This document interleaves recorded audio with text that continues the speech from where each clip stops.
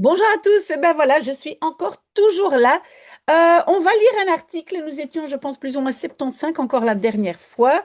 Et donc, qu'est-ce que je fais? Je vais lire une partie, l'article est très très long. C'est un article, en fait, que je voulais lire moi-même. Et je me dis, je vais peut-être pas avoir le temps, donc je vais le lire avec mes abonnés. Entre-temps, j'ai 10 000 abonnés. Bref, donc 15 mots que je vais mettre après, je ne les ai pas encore indiqués, mais j'ai mis en bleu 5 mots que nous allons essayer de retenir. Et donc, on lit un morceau, mais tout l'article est là, donc si vous voulez le lire, c'est un article qui vient du Knack, c'est un très très bon magazine. Et moi, je l'ai appelé Taalvaardig. C'est l'article, on est déjà à 105 articles. Taalvaardig, ça veut dire je suis compétent ou compétente en langue, hein. Je maîtrise bien la langue et peut-être encore plus le langage, hein, parce que c'est pas simplement pouvoir communiquer, mais vraiment m'exprimer de façon un peu plus, qu'est-ce qu'on va dire, un peu plus jolie que simplement la base. OK. Et donc, ce sont les professeurs, parce qu'apparemment, on est dans une Leraarskamer. Un Leraarskamer, c'est une salle de profs où les profs discutent. Donc, spreekwoorden, hein, donc des dictons ou des phrases subordonnées utilisées. Ah oui, pardon. En français, on dit utiliser des dictons ou des subordonnés. Alors, nos élèves ne nous comprennent plus. Mon Dieu, est-ce que donc les élèves flamands deviennent toujours moins taalvaardig, hein, donc on va dire compétents en langue, même si c'est plutôt langage? Et pouvons-nous, et ça c'est vraiment une expression importante, het tij keren. Het tij keren, ça veut dire inverser la tendance, mais het tij, normalement, c'est la marée, hein. On a marée haute, marée basse, hein. Et donc, est-ce qu'on va pouvoir inverser la marée? Mais donc, voilà, inverser la tendance, je pense qu'on va dire en français. À l'école, nous devons utiliser, euh, continuer à utiliser, blijven gebruiken, un langage riche et conséquent. Oui, peut-être vous pensez que vous connaissez, vous savez ce que ça veut dire, mais conséquent, c'est donc de façon cohérente. Je ne sais pas si c'est ça ce que vous aviez en tête, mais donc conséquent, ça veut dire de façon cohérente, utiliser un langage riche. Même si les enfants ne comprennent pas tout à fait, klinkt het, et klinkt het, ça veut dire, ça résonne, mais ça veut dire dit-on, hein, on dit dans les salles, des 5 salles de profs provinciales, donc des 5 provinces, hein, parce qu'en Flandre, il y a 5 provinces, et c'est West-Vlaanderen, Oost-Vlaanderen, Antwerpen, Limburg et euh, Vlaams-Brabant. Voilà, donc dans les 5 provinces qui, pour la première fois, samenkwamen, se réunissaient pendant cette année scolaire. OK? Donc, lorsque je voulais expliquer à mes élèves ce que était un fil rouge à travers leur cursus, leur cours, ils commençaient verwoed et verwoed. Donc, j'ai mis le fil rouge parce que déjà, donc, on dit de rode draad, hein, c'est vraiment le fil rouge, peut-être vous connaissiez le mot. Et verwoed, c'est de façon passionnée. Donc, ils commençaient à bladeren, à feuilleter de façon passionnée dans leur, ou door, c'est plutôt à travers leur manuel. Et donc, ils pensaient qu'ils devaient vraiment trouver un fil rouge. Raconte donc le professeur d'anglais, Yvette de Schrijnmakers. D'abord, je ne comprenais pas wat er aan de hand was. Oui, aan de hand, ça on a déjà vu, on a déjà noté, hein. Donc ça veut dire ce qui se passait, hein. Donc c'est aan de hand zijn. Si c'est nouveau pour vous, vous pouvez donc l'indiquer dans votre liste de vocabulaire. Mais donc elle dit d'abord, je ne comprenais pas ce qui n'allait pas.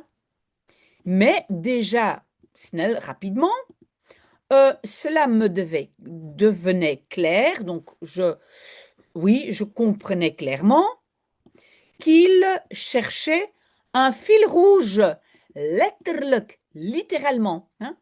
On a letterlijk et figuurlijk, hein, littéralement ou figuurlijk au sens figuré. Je l'ai mis un peu plus bas, je pense. Et donc, les élèves étaient en train de vraiment chercher un fil rouge. Elle n'est elle est loin d'être la seule prof flamande. Et donc, j'ai marqué lang niet de enige. Textuellement, il y a marqué longtemps pas la seule. Mais ça veut dire loin d'être la seule. Moi, je trouve que ça vaut la peine. C'est une bonne petite expression.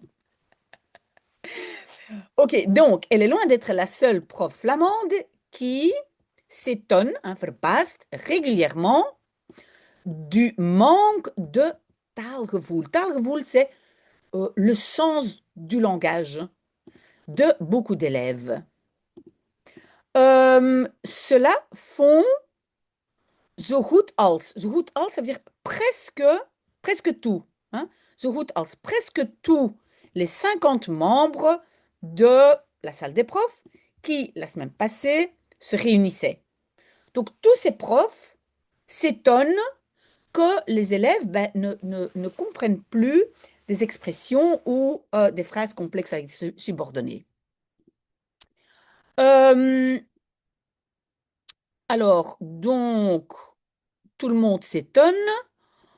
Sich. Ah, donc, ils se réunissent pour, et regardez, le verbe est à la fin, te buigen, pour se pencher autant sur la meertaligheid, le multilinguisme croissant, que sur et alors on a dalende taalvaardigheid. Donc le taalvaardigheid, on avait déjà parlé, hein, donc la compétence, on va dire linguistique, dalend, décroissante. D'accord? Groeiend, dalend. Ce sont deux mots. Et je pense, est-ce que j'ai... Mais oui, j'ai mis ça, j'ai pas mis en bleu.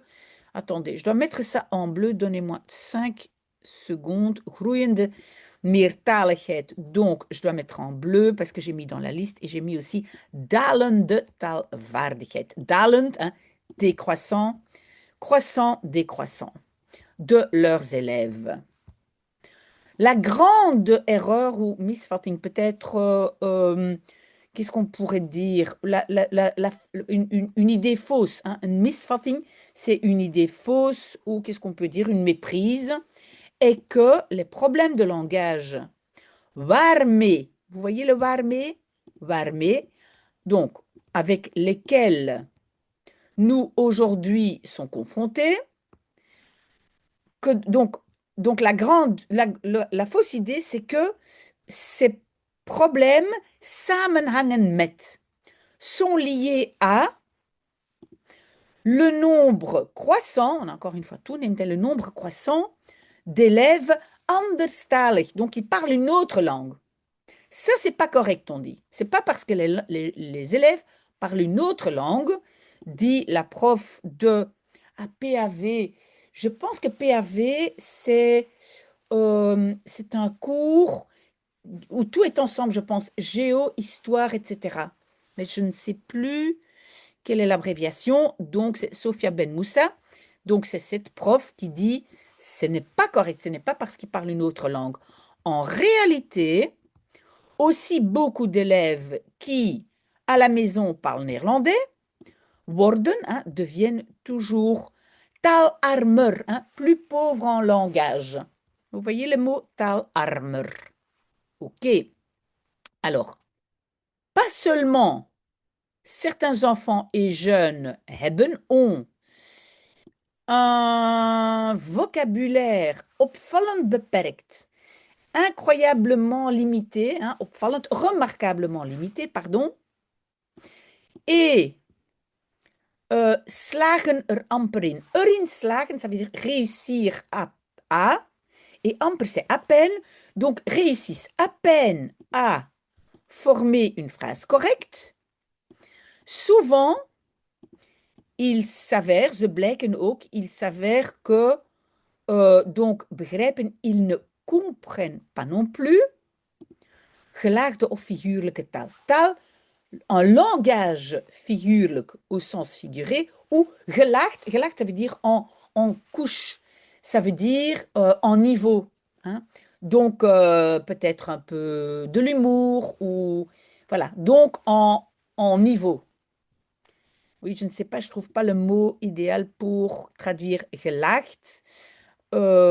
Mais donc, il y a plusieurs niveaux de compréhension. Il y a d'abord la compréhension donc letterlijk, hein, littéralement, et puis après, comme par exemple de rode draad. Je pense que vous avez compris. J'ai besoin d'un peu de café parce que là, je m'embrouille. Désolée. Alors, donc, vous me dites si vous avez des questions, hein. Même si, geldt dat, même si il compte que, ou il est de mise que, ah non, pardon, non. Ici, gelden, c'est compter. Même, même si cela compte, on va dire naturellement, pas pour tous les élèves flamands. De kloof, l'écart devient toujours plus grand. Donc, entre ceux qui s'expriment bien et ceux qui ne s'expriment pas bien, dit Anne de Berre, qui werkt, qui travaille en tant que leerondersteuner. C'est quelqu'un qui ondersteunt, ça veut dire soutien dans l'apprentissage. Oui, c'est vrai. Donc, on a à l'école des gens qui ne sont pas vraiment professeurs, mais qui aident le professeur avec un peu comme, je pense, comment on appelle ça encore, des logopèdes. Mais je pense que c'est plus large, ondersteuner. Donc, elle travaille avec des kleuters, des petits-enfants. Kleuters sont ceux qui vont en maternelle, les enfants de maternelle. Certains enfants arrivent à la maison. Non, c'est pas komen.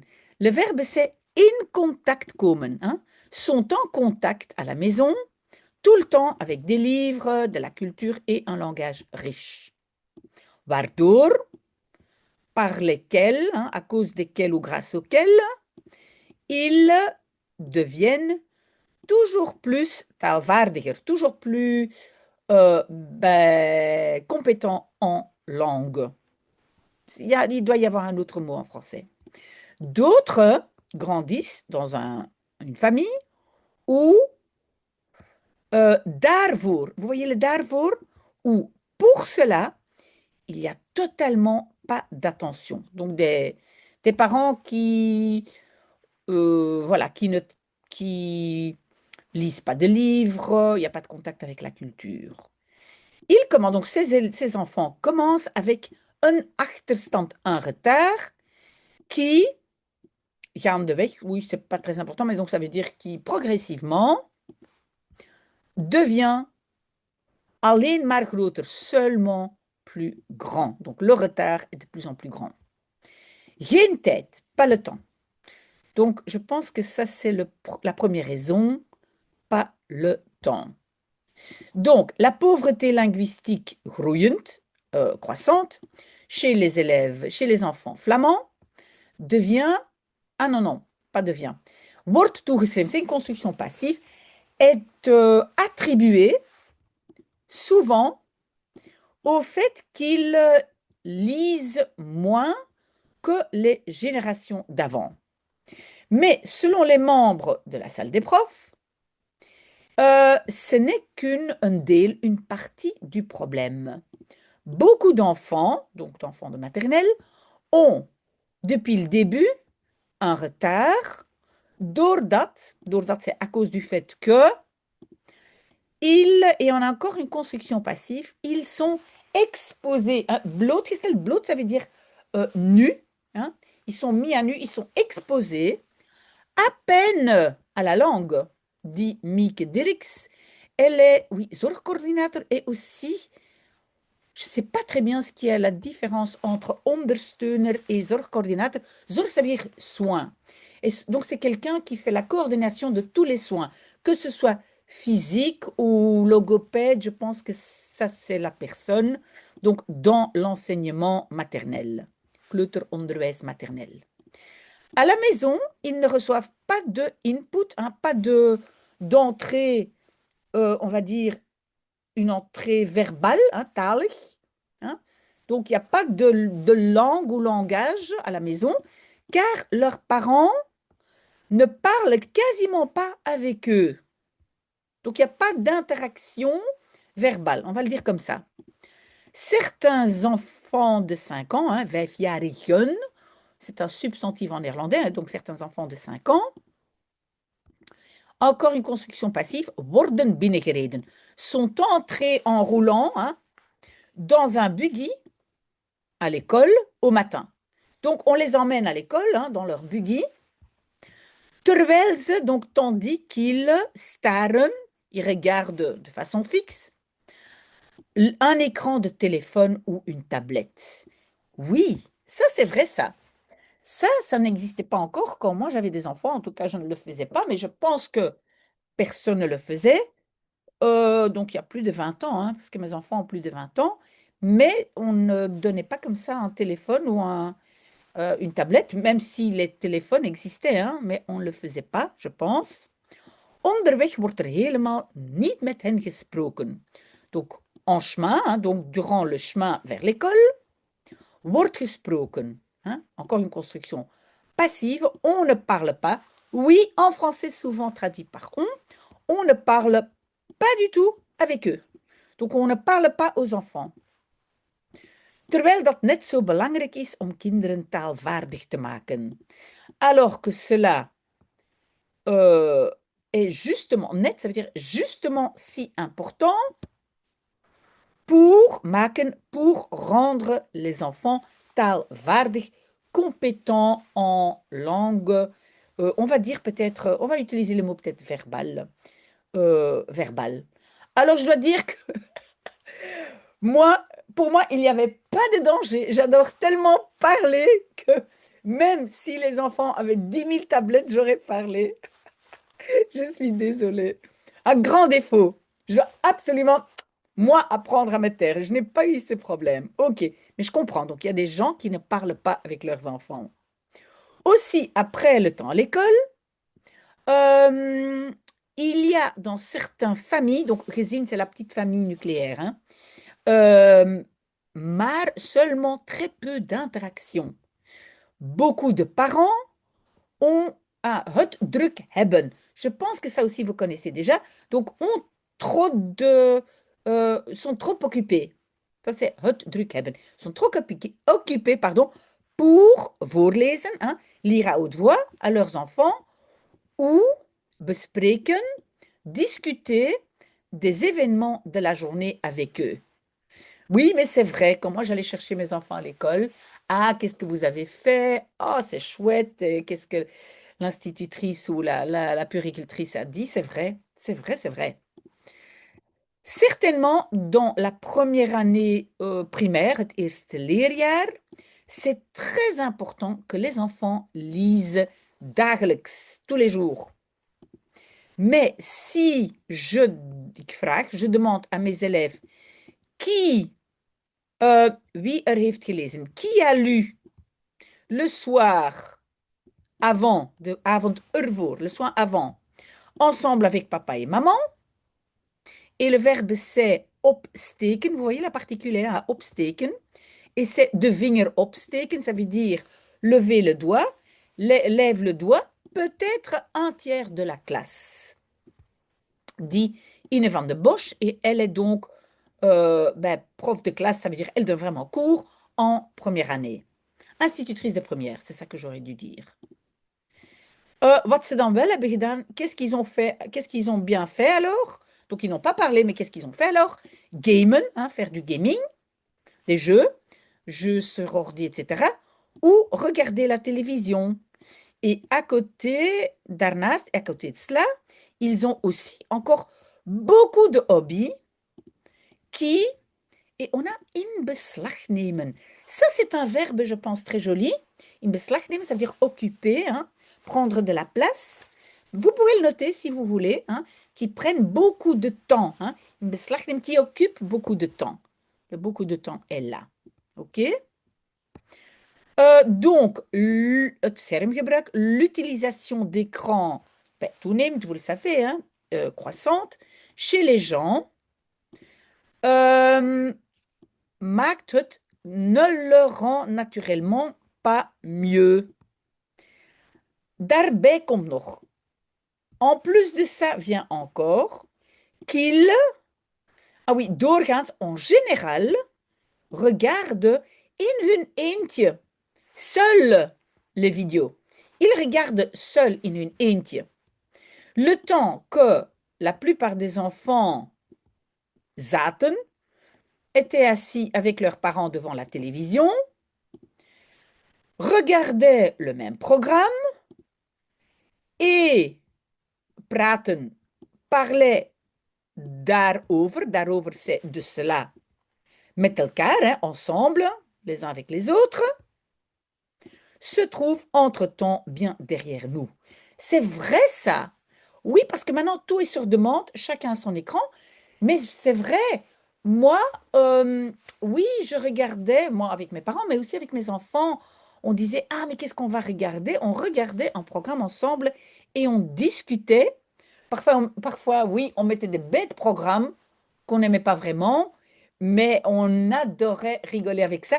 Je me rappelle que, je sais plus, on était en vacances quelque part, et on regardait cette femme, j'ai oublié son nom, qui faisait le relooking des gens, et désolé, mais on riait un tout petit peu. Ah, mais regarde, mais donc on discutait, c'est vrai. Nous devons souvent uitleggen, expliquer ouders aux parents que c'est mieux de parler avec leur petit enfant sur ce qu'ils voient. Hein? Allemaal, ça veut dire sur tout ce qu'ils voient, que de faire découvrir le monde donc door te kijken, en regardant des films YouTube, dit Dirks. Donc c'est vrai, elle doit expliquer ça aux parents. Oui, je comprends, et je n'ai pas beaucoup de mérite, moi, parce que ça n'existait pas. Donc voilà, je n'ai pas beaucoup de mérite. On va lire jusqu'ici. J'ai mis encore quelques éléments en gras. Je vais juste regarder quelques éléments, et puis le reste, vous pouvez lire vous-même. Donc les jeunes parlent TikTok-taal, hein, c'est un langage TikTok que les grands ne comprennent pas. Beaucoup ici Engelse woorden, hein, des mots en anglais, qu'ils utilisent tout le temps, même s'il y a un équivalent en néerlandais. Oui, donc souvent, ils n'utilisent plus le mot en néerlandais. Je pense qu'elle donne l'exemple d'un élève qui dit, comment est-ce qu'on écrit struggle? Alors qu'il y a worsteling, il y a un mot en néerlandais.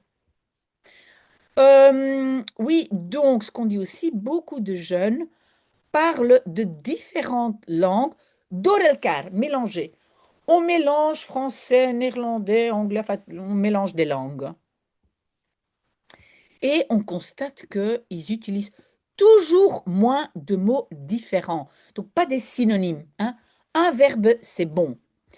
Alors ça, c'est incroyable. Beaucoup d'enfants ne peuvent même pas benoemen, nommer des légumes. La différence entre poireau et céleri, ils ne la connaissent pas. Wouh! Oui, c'est vrai ça. Moi, je faisais les courses avec les enfants. Ok, oui. Intéressant l'article. Et donc, tout ça, bemoeilijkt. Bemoeilijken, ça veut dire rendre difficile. Ça rend le fait de donner cours plus difficile. Bemoeilijken. Alors, je voulais encore dire ici, j'ai encore deux éléments, mais ça ici, je trouvais ça chouette. Donc, il y a un prof qui dit, parfois quand je dis un mot et les gens ne comprennent pas, c'est comme het in Keulen horen donderen. Ils entendent le tonnerre en Cologne, à Cologne, pardon, donc dans la ville de Cologne, en Allemagne. On dit en néerlandais, ik hoor het in Keulen donderen, pour dire, oh là là, je suis très étonnée, je tombe du ciel. C'est quoi ce truc? C'est quoi ce mot? Donc, je l'entends, j'entends le tonnerre à Cologne. Amusant comme expression, je pense. Et alors, mais ça, j'avais déjà dit, geen figuurlijke taal, ça veut dire un langage au sens figuré. Voilà, voilà, voilà. Le reste, si vous voulez, vous pouvez lire. Et moi, maintenant, je vais rajouter le vocabulaire. Voilà, je ne sais pas s'il y a d'autres vidéos qui arrivent. Vous le savez, je n'ai pas beaucoup de temps aujourd'hui. Hein. Voilà, je suis en congé, mais je verrai bien peut-être si j'ai encore le temps pour un petit bubble tea. On verra, mais en tout cas, bonne chance avec cet article et très très bon dimanche. Au revoir.